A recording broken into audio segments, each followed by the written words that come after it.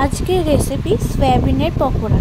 তো দেখো সয়াবিনের পকোড়া বানাতে কি কি লাগছে শুরু করা। পেঁয়াজ, আদা, রসুন, আলু, সয়াবিনটা একটু গরম জলে ভেজাতে দিয়ে দিয়েছি যাতে সয়াবিনটা নরম হয়, আর আলুটা এখানে সিদ্ধ করে নিয়েছি।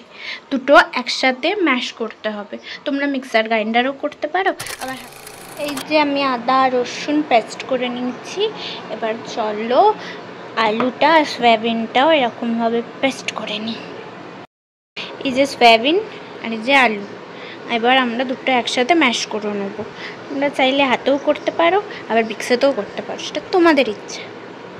যে বাটাটা হয়ে গেছে, এবার তার মধ্যে আমি দেব পেঁয়াজ কুচি আর লঙ্কা কুচি। তার মধ্যে আমি একে একে মশলাগুলো দিয়ে দেবো। ধরো নুন, চিনি, লঙ্কা, হলুদ গুঁড়ো, দাও দেবো, জিরে গুঁড়ো সব দিয়ে দেবো এক এক করে।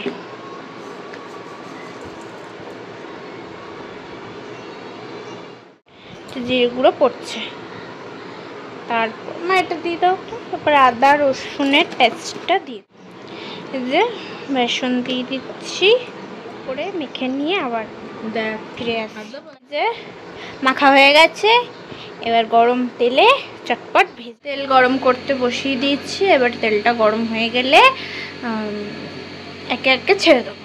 যে তোমরা দেখতেই পাচ্ছ আমি গরম তেলের মধ্যে এই মিশ্রণটা এর মধ্যে দিয়ে দিয়েছি।